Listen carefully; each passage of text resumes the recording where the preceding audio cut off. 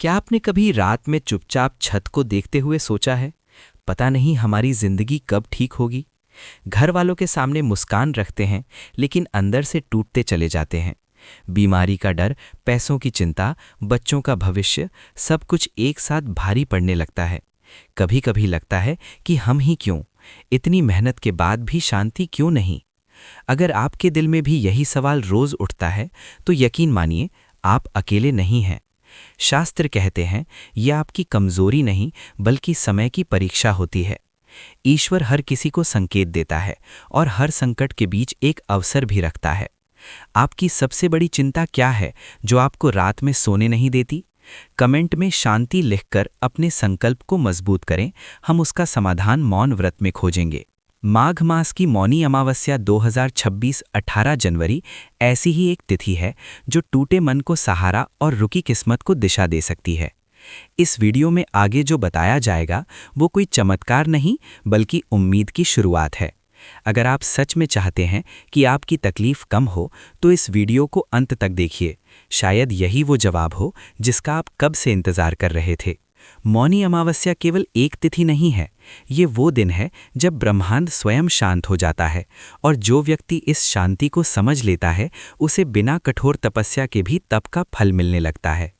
इसीलिए कहा गया, इस दिन मौन रखने वाला मुनि पद की ओर बढ़ता है।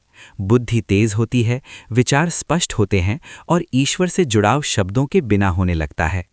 जो लोग जीवन में बार बार गलत निर्णयों, तनाव और असफलताओं से जूझ रहे हैं, उनके लिए ये दिन अंतिम चेतावनी नहीं, अंतिम अवसर भी हो सकता है।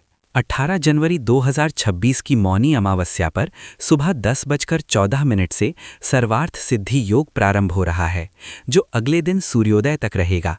शास्त्र कहते हैं, इस योग में किया गया संकल्प भाग्य की लिखावट को चुपचाप बदल देता है। तिथि 18 जनवरी 2026। योग सर्वार्थ सिद्धि योग।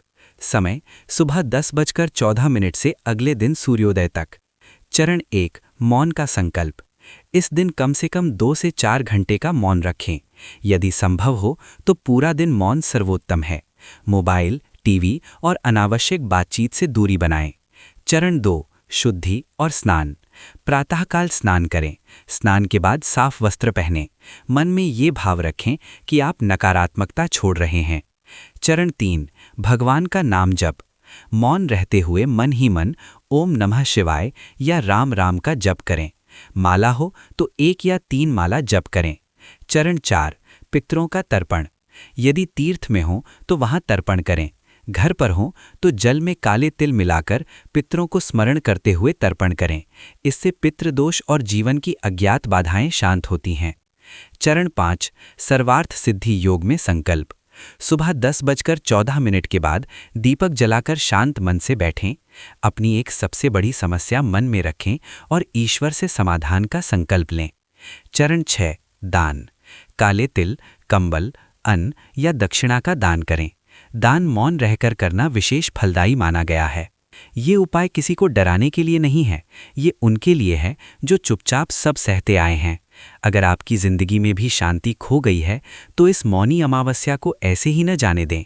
अगर इस वीडियो की कोई भी बात आपके दिल को चुपचाप छू गई है, अगर आपको लगा कि ये संदेश सीधे आपकी जिंदगी से जुड़ा है, तो इसे यूं ही आगे मत बढ़ाइए, क्योंकि जो लोग दर्द में भी शांत रहते हैं, ईश्वर उन्हीं से मौन में बात करता है। इस चैनल को अभी सब्सक्राइब करें ताकि ऐसे ही शास्त्रामत, रहस्यमय और जीवन बदलने वाले संदेश आप तक सही समय पर पहुंचते रहें। और हाँ, इस वीडियो को किसी ऐसे व्यक्ति के साथ ज़रूर साझा करें जो चुपचाप बहुत कुछ सह रहा है। हो सकता है यही वीडियो उसके लिए उम्मीद की आखिरी किरण बन जाए, क्योंकि कभी-कभी मौन ही सबसे बड़ा समाधान बन जाता है।